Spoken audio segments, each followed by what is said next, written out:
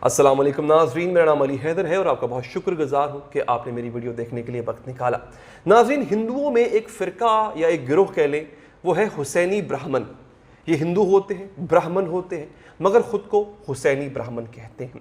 भारत के बहुत बड़े बड़े नाम, कुछ बड़े बड़े फिल्मी सितारे भी हुसैनी ब्राह्मण हैं, जो ख़ुद को इमाम हुसैन का पैरोकार यूँ कहते हैं। ये लोग होते हिंदू हैं, ये इस्लाम कबूल नहीं किया होता, मगर अपने आप को इमाम हुसैन के पैरोकारों में मानते हैं। ये लोग कौन होते हैं? ये लोग ऐसा बिलीफ रखते क्यों हैं? किस वजह से इनका यकीन जो है वो ऐसा बन चुका होता है? और कौन कौन से बड़े नाम हैं हिंदुस्तान के, मैं आपको बताऊंगा आज की वीडियो में। आगे बढ़ने से पहले अगर आप चाहें तो मेरा चैनल सब्सक्राइब करके बेल का बटन प्रेस करें ताकि आपको अपडेट्स मिलती रहें। नाज़रीन, एक तारीख दान है बड़े मशहूर, इंतज़ार हुसैन साहब।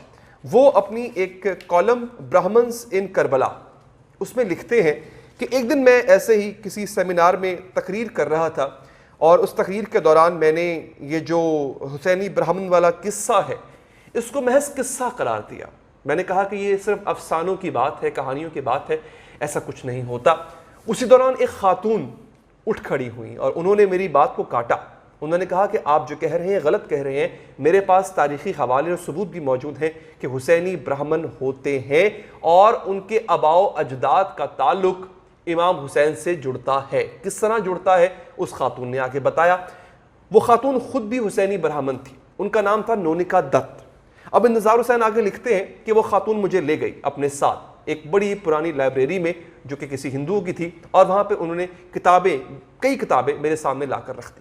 उसमें एक किस्सा दर्ज था, उसमें कुछ थोड़े बहुत तजादात हैं, मतलब थोड़ी सी उसमें है कि रिवायात मुख्तलिफ हैं, मगर एक किस्सा जो बहुत मशहूर है हिंदू ब्राह्मणों के यहाँ वो उसमें दर्ज था।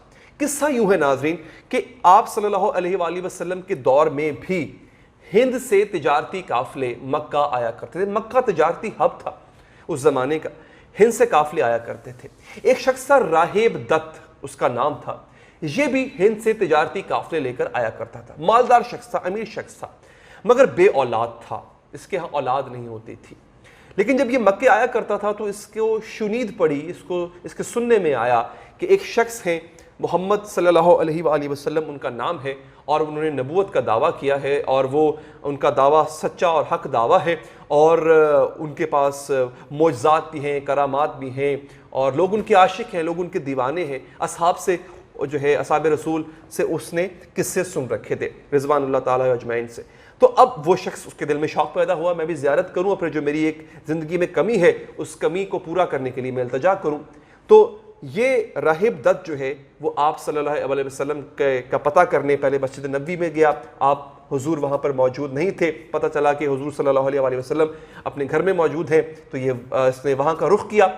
इसको घर के बाहर इमाम हुसैन मिले, बच्चे थे, खेल रहे थे, तो उन्होंने पूछा कि तुम कहाँ जाने का इरादा रखते हो, तुम शक्ल सूरत और अपने हैत से मक्के के नहीं लगते हो। तो उसने कहा कि मैं हिंद से आया हूँ, मेरा नाम राहिब है, मैं बे औलाद हूँ, मैंने आप सल्लल्लाहु अलैहि वसल्लम के बारे में सुन रखा है, मैं चाहता हूँ कि वो मेरे हक़ में दुआ करें। इमाम हुसैन ने कहा क्यों नहीं, तुम मेरे साथ चलो, मैं तुम्हें अपने नाना जान के पास लेकर चलता हूँ। इमाम हुसैन ने उसको राह दिखाई और उसको साथ ले गए, दरवाजे पर पहुँचे, दस्तक दी। आप सल्लल्लाहु अलैहि वसल्लम की जब इजाज़त मिली तो जाके मुलाकात का इसको शर्फ हासिल हुआ और वहाँ पर जाके इसने इल्तजा की कि मैं चाहता हूँ कि आप मेरे हक़ में दुआ करें ताकि मेरे यहाँ औलाद पैदा हो। हिंदू था, मगर आप सल्लल्लाहु अलैहि वसल्लम के हवाले से जो बातें सुन रखी थी इस शख्स से, उसके दिल में एक इश्तियाक पैदा हुआ। आप सल्लल्लाहु अलैहि वसल्लम ने दुआ की और उस दुआ के बाद यूँ हुआ कि कुछ अरसे के बाद इसके यहाँ एक बेटा पैदा हुआ, फिर कुछ अरसे के बाद दूसरा बेटा, इस तरह से इसके 7 बेटे अल्लाह ताला ने इसको दिए बातुफ़ैल हज़रत मोहम्मद मुस्तफ़ा सल्लल्लाहु अलैहि वसल्लम। उनके सदक़े हम सबको मिल रहा है जी, हम भी उन्हीं के सदक़े, आज उनकी उम्मत जो है वो उन्हीं के सदक़े सब कुछ हमारे पास है।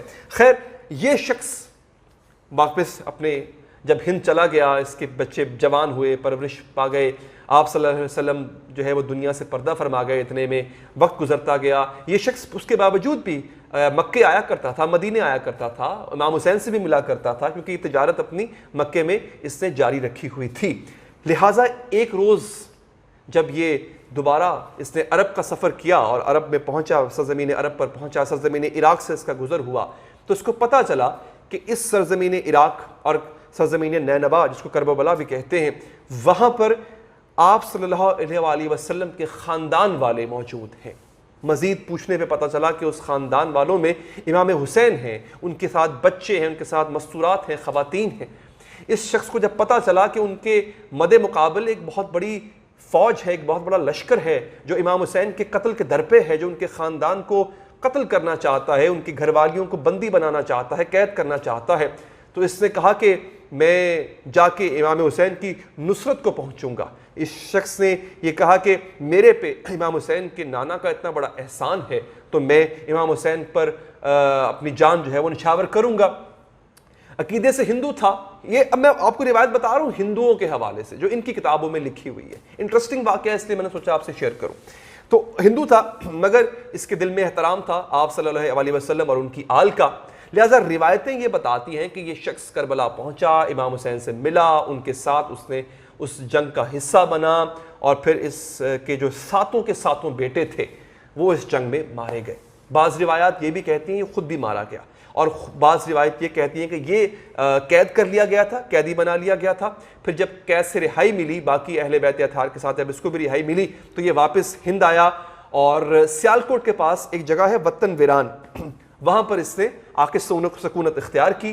तो अब ये जो लोग वहाँ पर सियालकोट या उसके आसपास रहते हैं वो बेहतर बता सकते हैं कि क्या अभी भी वहाँ पर कोई ऐसा गांव है वतन वीरान के नाम से।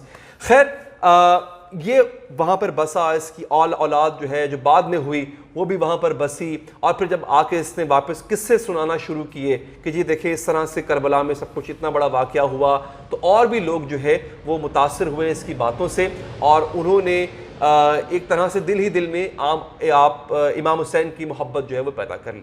अच्छा, इसकी जो औलाद है वो दत्त कहलाती है। ये आपको पता है ना, जिस तरह से बहुत बड़े बड़े नाम हैं इस वक्त, मैंने आपसे कहा था कि बॉलीवुड के हिंदुस्तान के बहुत बड़े बड़े नाम हैं जो कि हुसैनी ब्राह्मण खुद को कहलवाते हैं। तकसीम हिंद के बाद जो दत्त वहाँ पे इन इलाकों में रहते थे सियालकोट के आसपास, ये फिर चले गए थे, ये फिर हिंदुस्तान चले गए थे। अब जो तकसीम हिंद के बाद के जो दत्त फैमिली वहाँ पर है, इनमें बड़े प्रोमिनेंट नाम हैं जो खुद को हुसैनी ब्राह्मण कहलवाते हैं। सुनील दत्त जो संजय दत्त का बाप है, ये भी हुसैनी ब्राह्मण खुद को कहलवाते थे। सुनील दत्त की जो वाइफ नरगिस है, उनके जो वालिद थे वो पहले हिंदू थे लेकिन बाद में वो कन्वर्ट होकर मुसलमान हो गए। वो भी अपनी कास्ट के लिहाज से दत्त थे और हुसैनी ब्राह्मण थे। इसी तरह से बरखा दत्त एक बड़ी मशहूर सहाफ़ी हैं, उनके बारे में भी कहा जाता है कि वो हुसैनी ब्राह्मण खुद को कहलवाती हैं। अजय देवगन का आपको पता होगा, ये बड़े मशहूर बॉलीवुड एक्टर हैं। इनका असल नाम कुछ और है, अजय देवगन इनका फिल्मी नाम है, लिहाजा उनके बारे में भी ये कहा जाता है। कहा क्या जाता है इनफैक्ट उनकी तो तस्वीर है कि वो करबला गए। अरबईन आपको पता हो, 40वां कहते हैं इसको, जब इमाम हुसैन की शहादत को 40 दिन पूरे हो जाते हैं तो करबला में एक वॉक होती है, उसको अरबईन कहा जाता है। अच्छा, अरबईन में जो वॉक होती है उसमें हिस्सा लेने के लिए अजय देवगन भी एक साल गए थे, तो उसकी जो तस्वीर हैं वो भी इंटरनेट पर बड़ी वायरल हुई थी। फरहान अली वारिस एक बड़े मशहूर नोहा ख्वाह हैं, उनके साथ इनकी तस्वीर है। तो ये हुसैनी ब्राह्मण जो है बड़ी तादाद में हिंदुस्तान में मौजूद है। और जो दत्त फैमिली है बेसिकली, चूँकि राहिब दत्त के नाम से ये दत्त चले आ रहे हैं, तो ये फैमिली जो है अभी भी हिंदुस्तान में मौजूद है। जब मुहर्रमुल हराम आता है तो ये बड़े पैमाने पे जिस तरह से यहाँ पर नज़र न्याज होती है, उनके यहाँ जो भी सिलसिला होता है बांटने का, खाना पीना बांटने का, उस लिहाज से वो करते हैं।